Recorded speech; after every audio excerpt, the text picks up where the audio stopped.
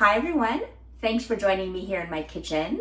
The sun is out and I'm prepping food for lunch this week. I decided to make potato mac egg salad. What I love about this recipe is that I get some potato salad, every once in a while I get that craving, but then sometimes I like macaroni salad, and rarely, but once in a while, I like egg salad.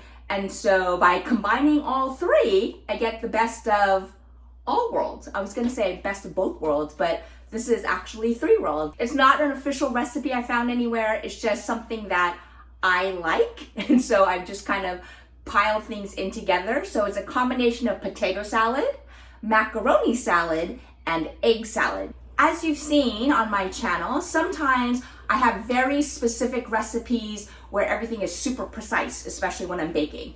But other times, I'm just throwing things into a pot depending on what I have in my refrigerator, freezer, or pantry.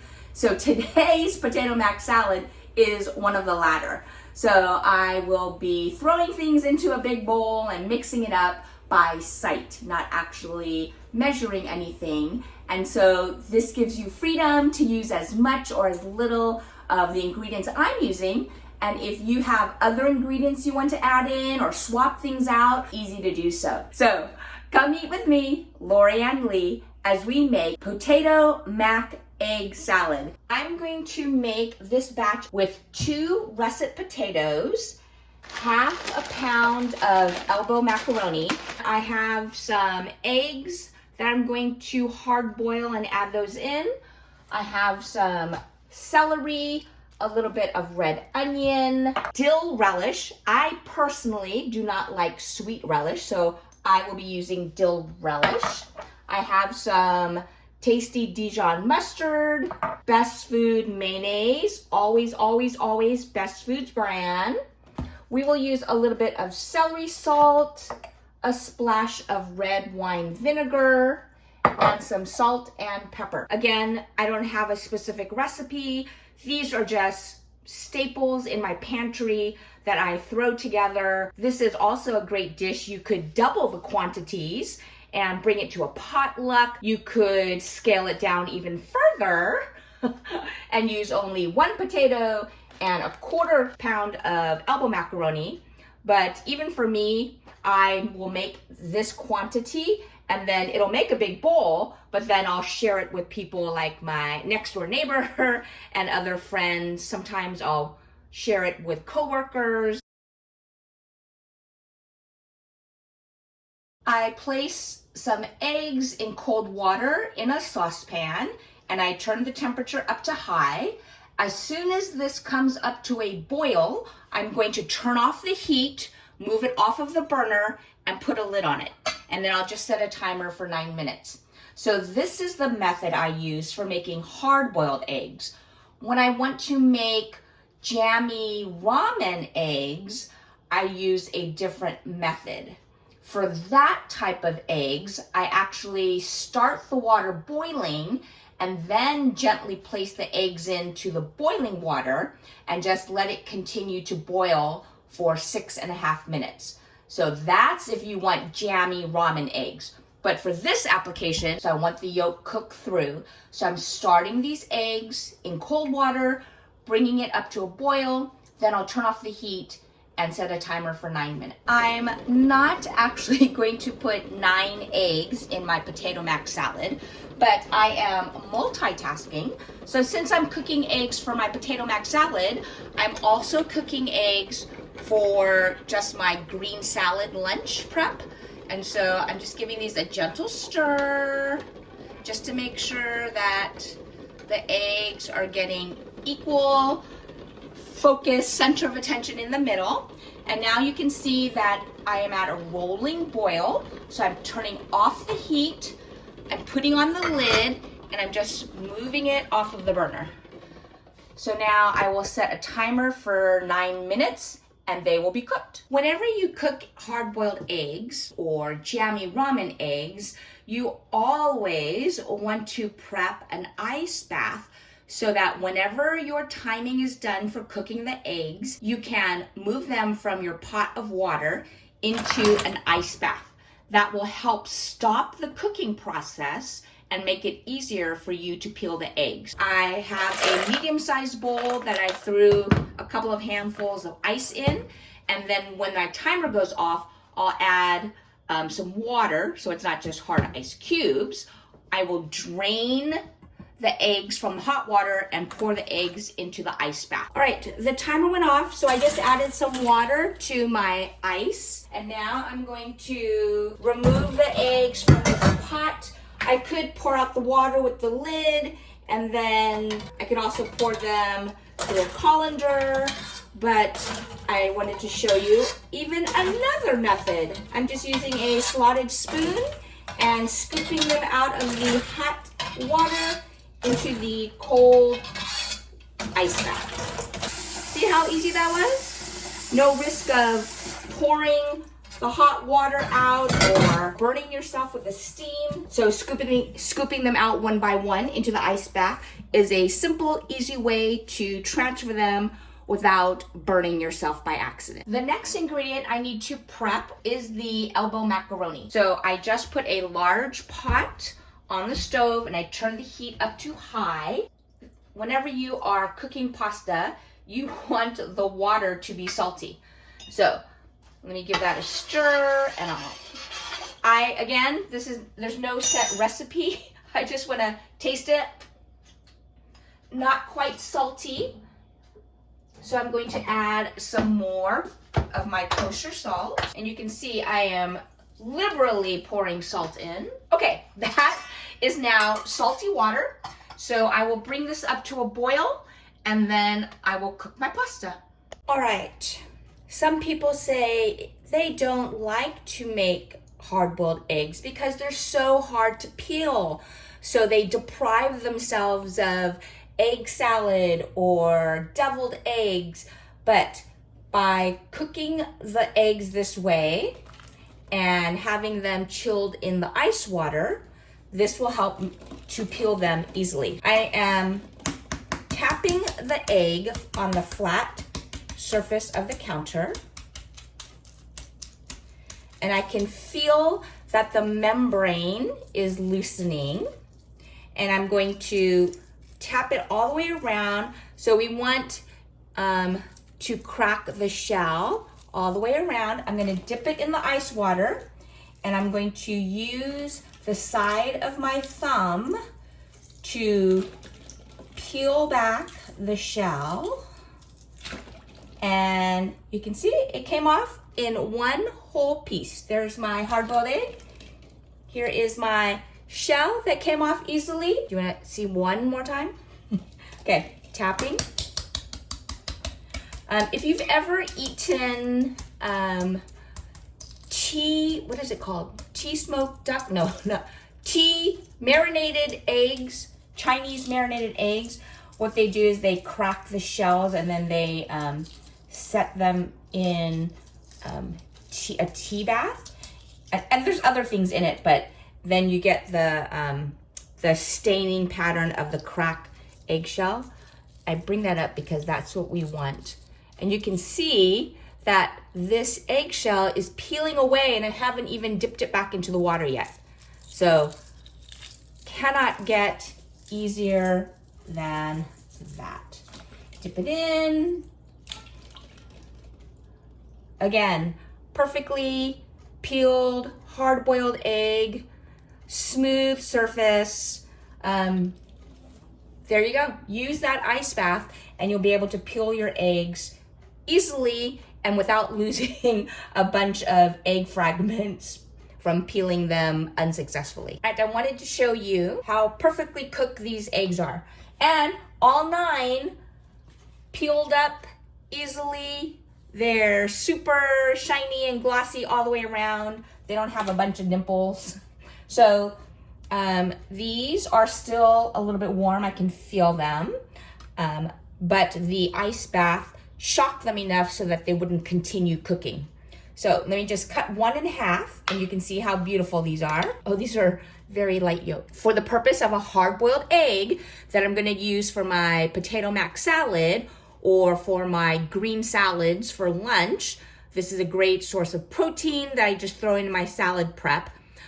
It's completely cooked through. So again, this is different methodology than when I cook jammy ramen eggs. So hard-boiled eggs, start in cold water, bring it up to a boil, turn it off, cover it, and set a timer for 9 minutes. All right, since I cut one open, let me show you a yummy snack. So here's a hard-boiled egg. You could sprinkle it with some flaky Maldon sea salt. Have you tried a little soy sauce on your hard-boiled eggs? Let's see. Whoops, that was about four drops. So there's some soy sauce. Let me eat that. Yum. Soy sauce on hard-boiled eggs. Delicious. Great snack. Get a little bit of that salt and umami with the egg. Fabulous. I'm going to use 4 of these eggs for my salad lunches. And I will use 1, 2, 3, 4 and a half, because I just ate half of that one, for my potato mac salad. I want to start prepping my vegetables for my potato mac salad. And again, this is a no official recipe dish. So I'm going to start with 3 stalks of celery. So I'm just going to line them up so that the indentation is in the same place. I'm going to add this to my stock pot pile up. And then I'm going to hold this celery and I'm curving my fingers so that I don't chop them and slice them. And I am holding my knife with my thumb on the heel of the knife and my pointer finger curved on the other side. My 3 other fingers are curled around the base of the knife. And I'm actually doing a sliding motion where I am pushing my knife through the vegetables. And I have my body positioned so that I am not standing straight in front of the chopping board perpendicular. I have my body turned at an angle. So my body is turning, facing like where this blue plate is. My body is facing this way. My right arm, which I'm using to cut, can be straight with my elbow next to my body. That is safe cutting posture so that I don't have to manipulate and turn my arm, which would increase the chances of cutting myself. So by turning my body diagonally, I can have my arm going straight up and down with my elbow close to my body. Okay, so I think 3 stalks look like they will be good enough for my potato mac salad. Okay, and then these I will put into my stock pot pile up. All right, I am ready to chop an onion. And what I've done, here is the root end, and then the end that has the skin peeling away. So I cut it, so that's what it looks like on the inside. I am going to turn the onion so that the root end is on my left, because my dominant side is my right. So the root end is on my left. Again, I'm turning my body. I'm slicing off just the very tip of the other end. And I'm going to peel back 1 layer of this onion. I can use my finger or I can use my knife to help me peel this back. I'm going to rinse this off in the sink. So now I have half of an onion with the dry skin peeled off. Here's the root end. Here's the other end that I sliced off. And now I'm turning the onion so that the root is furthest away from me at the top of my cutting board. I'm turning my body again. And I'm going to follow the lines of the onion, slicing this direction. But I'm not going all the way to the tip. Again, I'm curving my fingers so that my knife butts up against my curved fingers. That will prevent me from slicing off my fingers.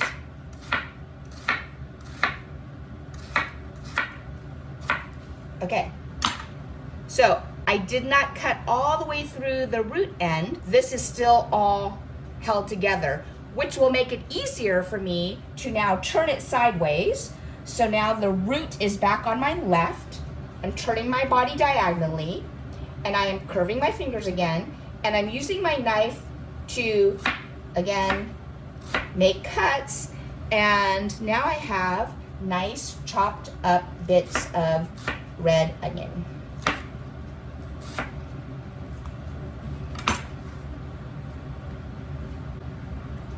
Easy. I am moving them to my prep plate. All right, I wanted to give you a different angle. So here's my cutting board with my onion that I've already started chopping up. I am turning my body diagonally, and I am curving my fingers to avoid cutting myself. I'm holding my thumb on the heel of the knife. My pointer finger is curved around the other side, and my other 3 fingers around the handle. I'm again using this motion where I'm sliding the knife through my onion. When you get closer to the root end, you'll notice that some of the edges aren't getting caught on the knife. That's not a problem. Just turn your onion where the root is pointing up, and then you can give it a couple of other chops, and I'm turning my knife slightly to catch those bits that didn't get caught before. I can even go this way, and now maybe even 1 or 2 more straight down. And so all I have left is this little nub, and I can also put this in my stock pot pile up. One problem people often have when they're cooking pasta is the boiling over. So if you've ever cooked pasta and maybe you took your attention off of it for a while and you came back and the water just bubbled up and made a big mess on your stove, one way to help avoid that mess is to use a wooden spoon.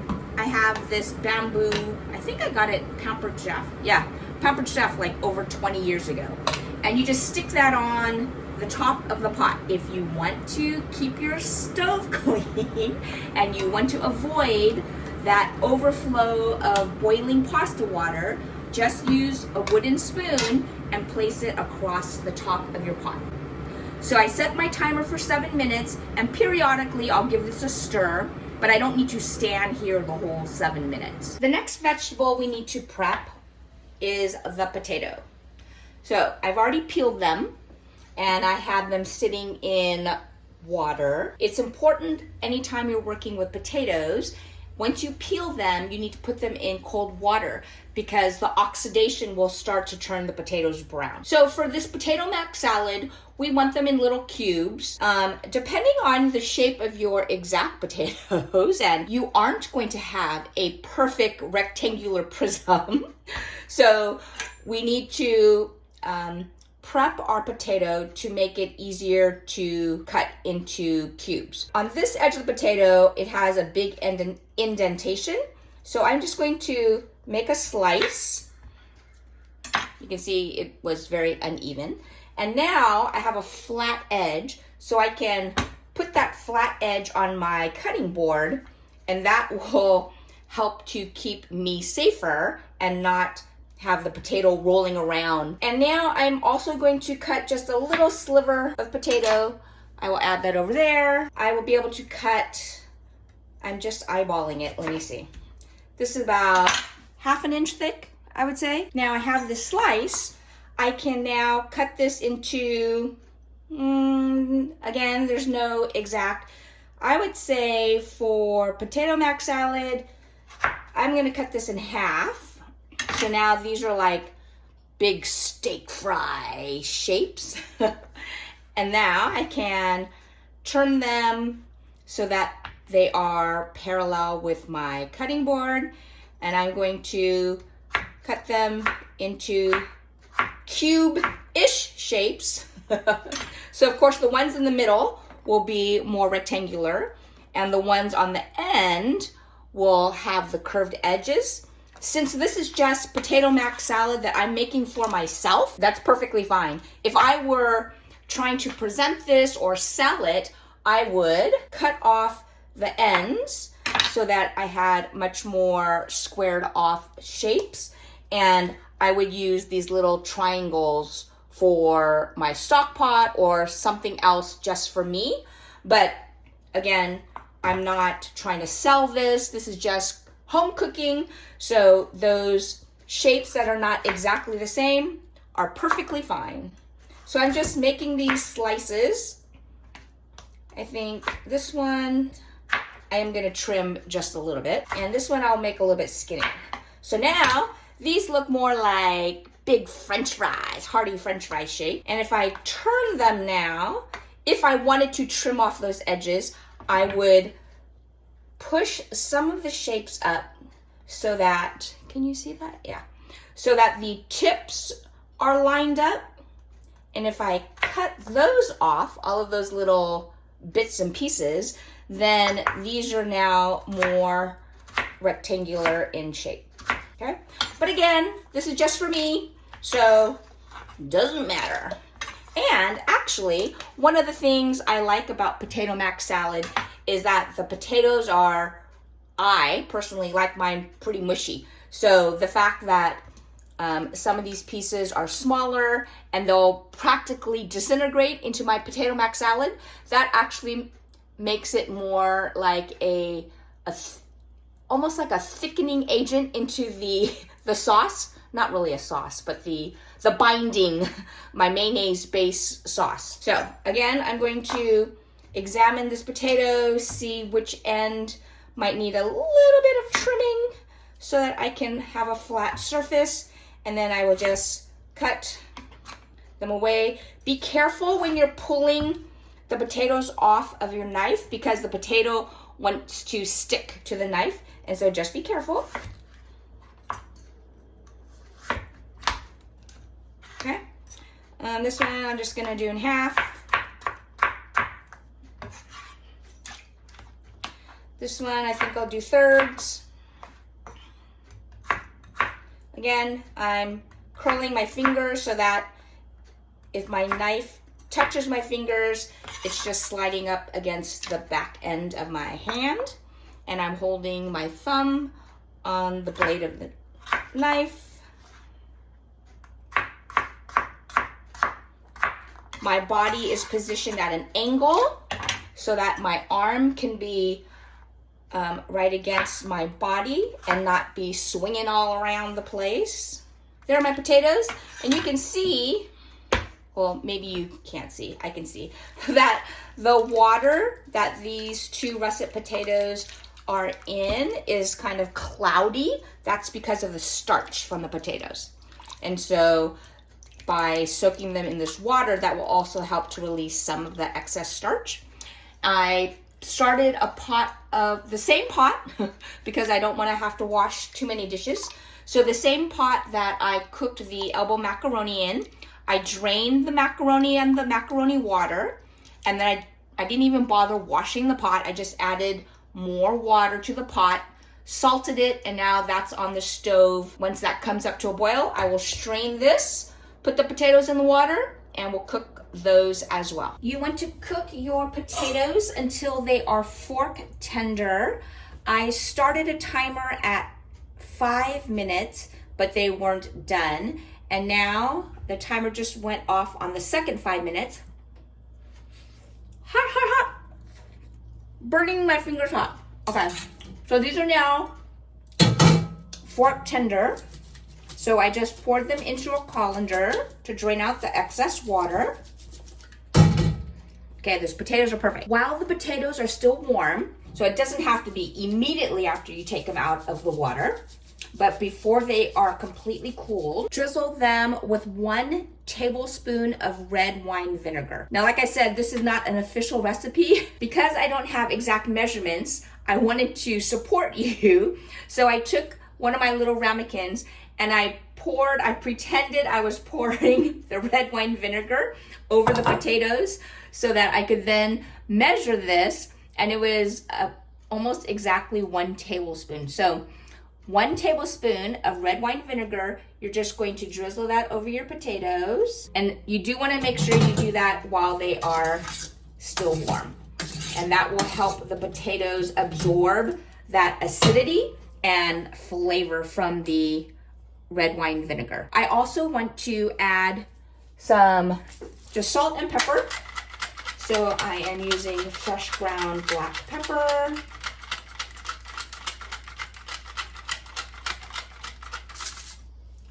And some kosher salt, just to taste. So again, no exact measurements there.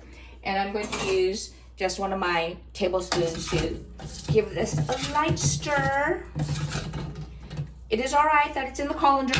I'm not using so much liquid that I'm worried about it going away. So now my cooked potatoes have red wine vinegar, salt, and pepper, and they need to cool down. We don't want to make our mayonnaise-based sauce and add hot potatoes or hot macaroni. But while those are cooling, we can go ahead and put together our sauce. All right, my approximation skills for this sauce, we're going to start with 1 cup of mayonnaise, and this is Best Foods mayonnaise, the only mayonnaise that you should use because it is the best, hence the name Best Foods. Okay, again, this is an approximation. I think I may need more, just eyeballing those potatoes and the macaroni. I think I'll need more, but for now we're gonna start with this. 1 cup of Best Food mayonnaise. I have 1 teaspoon of Dijon mustard. Oh no, I just squirted that. Hold on.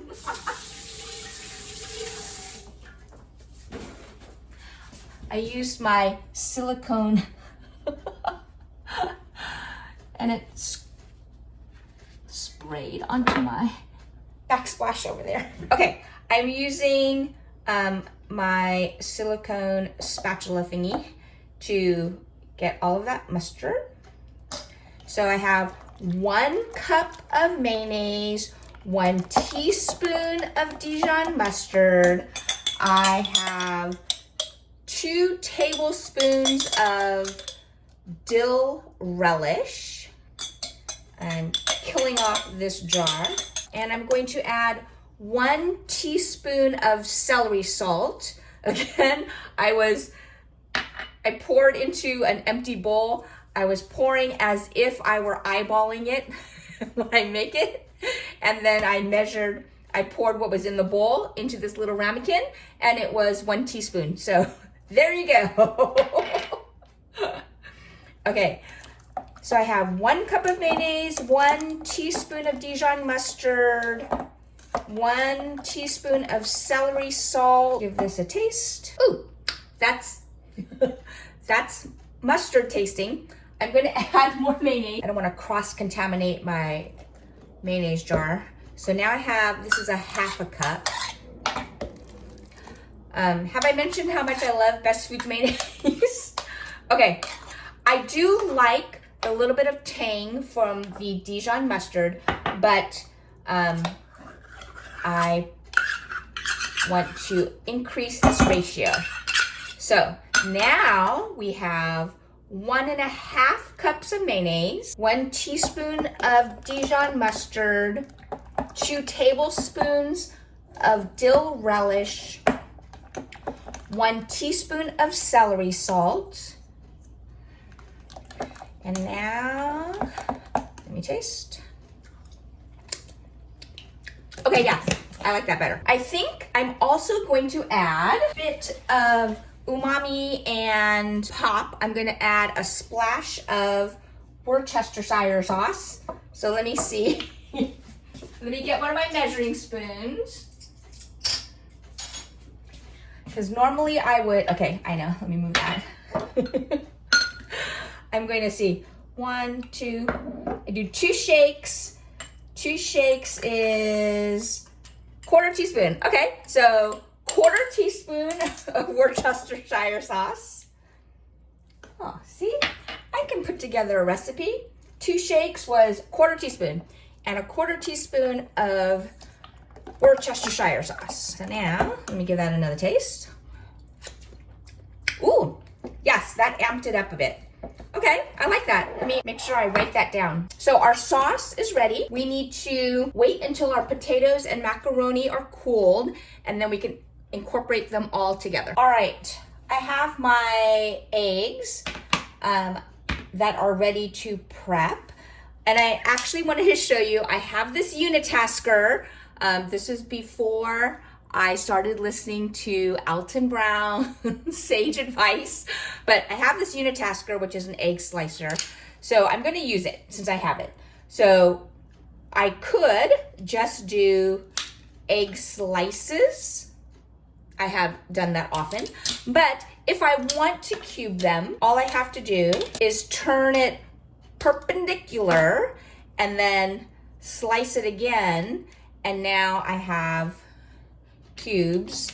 Well, they're not really cubes, they're more rectangular, but I have those bits and pieces of hard-boiled egg. So I just slide this in, and then I'm using a tablespoon to help me scoop it out. Today I will go ahead and do the chopped up bits. Now, if I didn't have this unitasker, I could easily just chop up the eggs by hand using a knife. But since I have this tool, I might as well use it. My eggs are all prepped. All right, my macaroni and potatoes have cooled down. I forgot one ingredient that I like to use in this potato mac salad is garlic salt. So I also added in 1 teaspoon of garlic salt into the sauce. So that now has 1 teaspoon of garlic salt and 1 teaspoon of celery salt. Okay, so the macaroni, I just made sure that it's all separated. And I'm adding in my potatoes.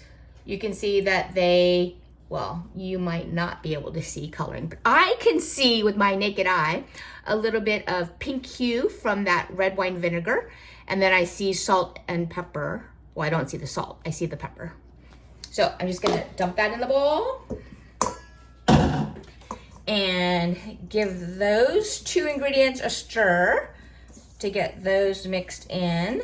And I'm going to add in all of my egg. I put in the recipe 6 eggs, even though I only had 4.5. Usually I make 6.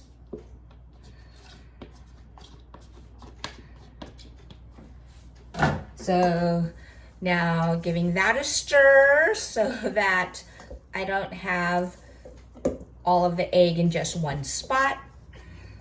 And I'm going to add in all of the celery. So that was 3 ribs of celery. Let's see how that looks. Maybe if you want a little bit more crunch, a little more green, I think we should add more celery. Well, actually, wait. Now that I mix it better, I can see the celery. But I do think I want a little bit more celery. So I'm going to increase the celery to 4 stalks. So 4 stalks of celery. Okay, yes, I added 1 more stalk of celery. So that is 4 stalks of celery. I'll update the ingredient list in the video. And this is half of a small red onion. So now we get some purple. By giving this a stir each time I add a new ingredient, that will help to make sure that everything is fully incorporated and I don't have some areas with no onion, as an example. Okay, so it's looking pretty good. Now I'm just gonna add in our mayonnaise-based sauce and give this a good stir. Oh yes, this is a good amount. My eyeballing, converting my eyeballing into actual measurements for you, worked out pretty good. This looks exactly how I would like it to look. where everything is coated with this flavorful mayonnaise mixture that has a little bit of tang from the Worcestershire, a little bit of mustard. And I know I only used 1 teaspoon of Dijon mustard because I'm not a huge mustard fan. So if you like more mustard, just add more mustard. Okay. Let me give this a taste. Perfect. I have there's the crunch from the celery, a little sharpness from the red onion. I've got the nice soft texture from the potatoes that are super mushy. If you don't like your potatoes that mushy in potato salad, don't cook it for 10 minutes. So I did 10 minutes on a rolling boil. And then the pasta for this application, I did not cook the pasta al dente. I actually like it a little bit softer for this potato mac salad. It would be better with more egg because I only have 4.5 eggs and I usually use 6, but delicious. It came together really easily. All ingredients you probably have in your pantry at home. The last thing I'm gonna do is just add a little bit of salt and pepper and then give it one more stir. Now, anytime you make something like a potato mac salad and all of the ingredients come together like this, you can definitely eat it right now. No problem. Just eat it and it will be good. But it will be actually better the next day because then all of the flavors have a chance to fully meld together. Let me take another bite. That last sprinkling of salt and pepper is perfect. This is great. I can just eat it by itself. Eat it with, traditionally, your brain might go to, oh, eat it with hot dogs or hamburgers. I've also eaten this with fried chicken or some sausage that I've grilled up. So many different things that you can eat this with. This is a great staple. I make it many, many, many times. But today was the first time that I made it trying to measure the ingredients for you so that you can make this at home as well. All right, let's take a taste of this potato mac egg salad. Even though it doesn't have quite as much egg as I normally put. This is such a good, comforting side dish. You can eat it with anything.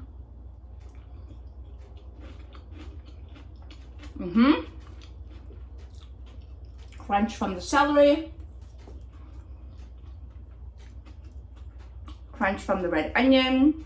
Even though the pasta is not al dente, it is still firm enough that it has a chew. And like I said, I love this mushy texture of the potatoes. It's almost as if the potatoes dissolve into the mayonnaise mixture, which is a good complement to the crunch from the celery and the red onions. And if you don't like red onions, don't put it in. If you like a lot of mustard, put more than what I put in. Like I said, I provided measurements for you today, but I never use measurements for this recipe. I just eyeball and add what I like and what tastes good to me. So you can flex and mix it up however you want. This is a good staple that I make all year round. I do tend to make it more in the summer, but today, even though it's still winter, it was sunny this afternoon and I had everything in my pantry and my refrigerator. Strike that. I almost had everything I needed in my pantry. I did need to get celery because that's not something that I have on hand all the time, only when I'm making certain things, like potato mac egg salad. Now that I've taken the time to actually formulate some actual quantities of ingredients, I hope you try this dish. I love it. It's my neighbor's favorite dish I make. He loves it when I make this potato mac salad. So give it a try and then add more of this and less of that, and you just make it however you want. Let's see, what other tweaks have I used with this? Oh, I have fried Spam into little cubes and I've cooled it and then added that in before. That fried spam was a good addition. Let me know what you try adding in, and if you increase certain ingredients and decrease others, that is okay. You try it out, let me know how it goes. Don't forget to like and subscribe and check out this video, and I'll see you next time. Thanks again for joining me. Come eat with me, Lorianne Lee.